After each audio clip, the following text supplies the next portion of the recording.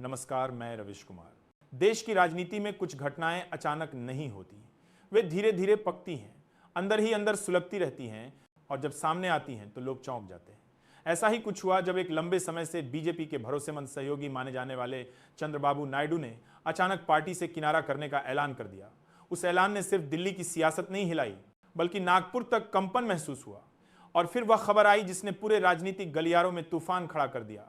मोदी ने भागवत से मुलाकात करके माफी मांगी। अब यह माफी किस बात पर थी? सत्ता की रणनीति पर, सहयोगियों के अपमान पर, या उस राजनीतिक अहंकार पर जो पिछले कई सालों से चुनावी मशीनरी के गर्व की तरह प्रस्तुत किया जा रहा था? जवाब कोई साफ नहीं, लेकिन संकेत बहुत कुछ कह रहे हैं। दिल्ली में सन्नाटा, नागपुर में बेचैनी। घटना के दिन दिल्ली के लुटियन जोन में जो सन्नाटा पसरा था वह सिर्फ राजनीतिक झटका नहीं, बल्कि उस गठबंधन संस्कृति की मौत जैसा था जिसे कभी एनडीए की रीढ़ कहा जाता था। बीजेपी के भीतर एक ऐसा आत्मविश्वास पनपा था कि कोई छोड़ेगा नहीं, कोई बोलेगा नहीं। लेकिन नायडू ने वह मिथक तोड़ दिया। नागपुर में दूसरी शाम आरएसएस मुख्यालय के बाहर असामान्य चहल पहल दिखी। सूत्रों का कहना था कि संघ नेतृत्व भी इस बार नाराज था, क्योंकि एनडीए सिर्फ पार्टी की ताकत नहीं था, बल्कि विचारधारा का नेटवर्क था। और नायडू का जाना संघ के लिए भी एक बड़ा मनोवैज्ञानिक झटका था। नायडू का प्रहार हमें साझेदारी चाहिए, गुलामी नहीं। नायडू ने प्रेस कॉन्फ्रेंस में जो शब्द बोले वह लंबी गठबंधन राजनीति का दर्द था। हम सहयोगी हैं, सेवक नहीं। और जब सम्मान नहीं मिलता तो गठबंधन सिर्फ कागज का रिश्ता बन जाता है। ये वाक्य दिल्ली की सत्ता को तीर की तरह चीरते हुए निकले। उन्होंने बताया कि कई महीनों से वे केंद्र से विकास, वित्तीय पैकेज और आंध्र के विशेष दर्जे जैसे मुद्दों पर संवाद चाहते थे, पर जवाब सिर्फ अभी देखेंगे मिलता रहा। और यह वही बात थी जिसे कई अन्य सहयोगी पहले भी भीतर ही भीतर महसूस कर रहे थे। मीडिया का माहौल, हर चैनल पर क्राइसिस मैनेजमेंट। उस रात टीवी चैनल एक अजीब किस्म का तमाशा बने हुए थे। कुछ एंकर घबराए हुए एंकरिंग कर रहे थे।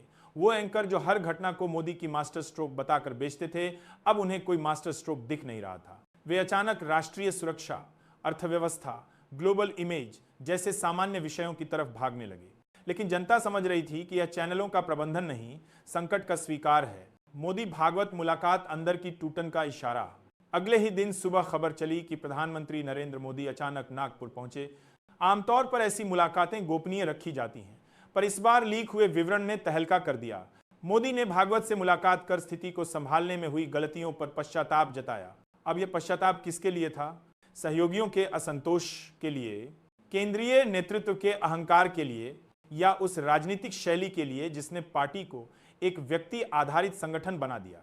संघ को यह बात लंबे समय से खटक रही थी कि बीजेपी का चरित्र बदल गया है, जहां संगठन पीछे और चेहरा आगे होता जा रहा है। और नायडू का निकलना उस असंतुलन की सबसे बड़ी चेतावनी बनी। बीजेपी का अंत या अंत की शुरुआत? राजनीति में कोई पार्टी एक घटना से खत्म नहीं होती, लेकिन कुछ घटनाएं पार्टी की ढलान की शुरुआत जरूर होती हैं। ढलान की पार्टी की ढलान की। नायडू का बीजेपी से निकलना सिर्फ एक सहयोगी का जाना नहीं, बल्कि उस राजनीतिक मॉडल के खिलाफ विद्रोह था जिसे केंद्र सरकार ने पिछले कई सालों में लगभग आदेश की तरह लागू किया था। नीचे 5 संकेत हैं जो दिखाते हैं कि यह घटना बीजेपी के लिए एक बड़ी चुनौती का संकेत है। 1. गठबंधन मॉडल टूटना। एनडीए कभी बराबरी की साझेदारी का मॉडल था। आज वह कमान केंद्र में, चुप्पी सहयोगियों में जैसा ढांचा बन चुका था। नायडू ने इसे खुलकर चुनौती दी। 2. क्षेत्रीय दलों का अविश्वास। एक प्रमुख दक्षिणी चेहरा हटना इस बात का संकेत था कि बीजेपी दक्षिण में सिर्फ नैरेटिव के दम पर आगे नहीं बढ़ सकती।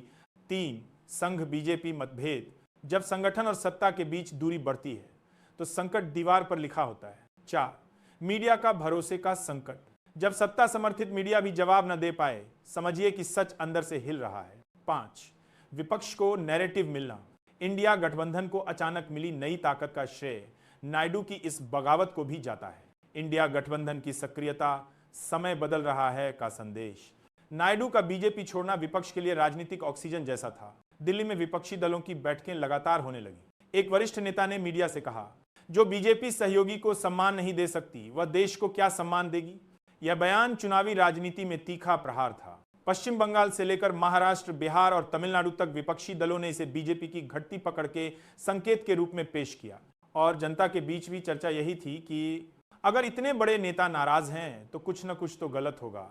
यह नैरेटिव बीजेपी के लिए बेहद नुकसानदेह था। अलग अलग कोड से वाले बीजेपी के लिए बेहद नुकसानदेह था। जमीनी राजनीति पर असर, जनता के मन में क्या बदल रहा है? आंध्र प्रदेश में नायडू की लोकप्रियता पहले से मजबूत थी। जब उन्होंने केंद्र को कटघरे में खड़ा किया तो वहां की जनता को लगा कि दिल्ली हमारे राज्य का सम्मान नहीं कर रही। ये भावना किसी भी राज्य में बेहद संवेदनशील होती है। उत्तरी भारत में भी लोग यह देखने लगे कि अगर सहयोगी ही टिक नहीं रहे तो क्या सत्ता में अहंकार बढ़ गया है। राजनीति में परसेप्शन ही असली युद्ध होता है और इस घटना ने परसेप्शन को गहरा आघात पहुंचाया। बीजेपी